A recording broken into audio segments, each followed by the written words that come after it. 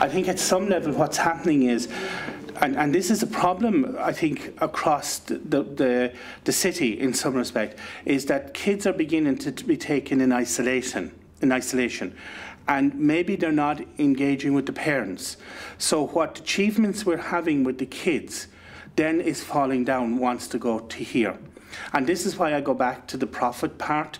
We need to reflect more on what the kids are saying to us, and then to try and engage the peripheries around the kid and the environment around the kid, because I don't think we can take the kid in isolation.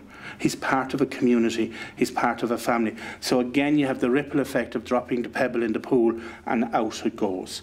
And if we do not actually adhere to all of those things, then we're going nowhere. I found it very compelling, the metaphor that you used upstairs about the prophets. And I wonder, can you share that with me again, that idea that children are the prophets of Limerick? Yeah, if I look at this and I try to analyse and reflect on this, and coming from the point of view that I suppose, first of all, it's unique in my position in the sense that I'm a religious working with Liam and George and the LEP setup. I come from the Salesian of Don Bosco route, which is working with young people in disadvantaged areas. I suppose I came here about 3 years ago, and I haven't stopped being reflecting on this, and I suppose at some level reflecting on what the young people are trying to say to us. If I look at the young people, which is the highest proportion of those is in the age group 13 to 16 years of age, where a lot of them are involved in antisocial behaviour, a lot of those are dropping out of school, and a lot of those are finding it very difficult to actually reach their potential. Okay, I suppose in some respect, rather than give a very gloomy picture of this, I would like to reflect the fact that I see these young people as prophets in some respect, and being prophets means that we have to listen. So what are they trying to actually say to us in their behaviours? Because they cannot tap into the emotionals and express those, because they have no words for those. So the behaviours and the outer actions have to speak louder to us than we actually know. And I think at times we don't listen to those. We say, bang him in prison, throw the key away, and everything will be fine. I'm saying no, and I'll probably be shot for this, that we actually do need to look, analyse, and reflect on what they're trying to say. I also believe that in that age bracket, okay, there is a huge adolescent development going on. And in part of that, those are asking, who am I? Who am I in the society that I'm part of today? Joyriding is a huge issue here, antisocial behaviour.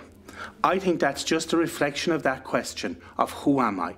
And I think it's asking society in some respect to stand up and answer that question and find a place for me within that society, rather than the harsh rule of the law.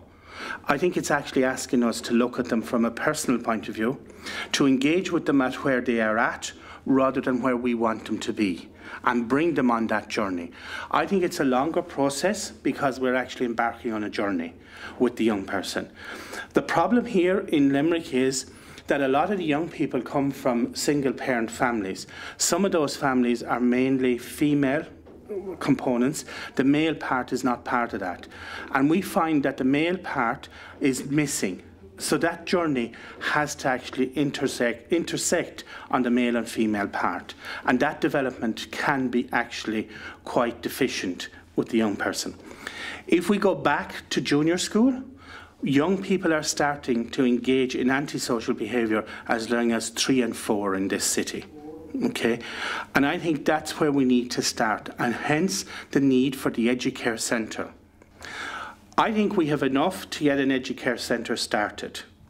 Your funds would give us the iconic building that we actually need to provide this Educare system going forward for these kids.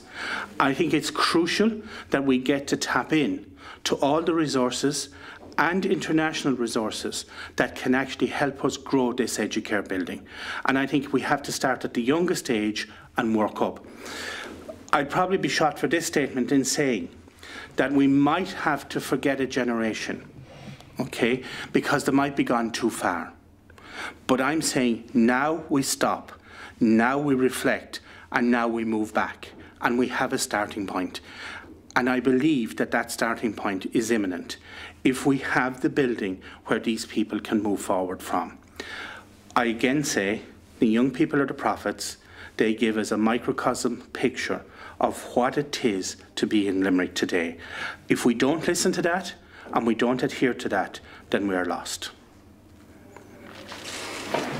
Thank you.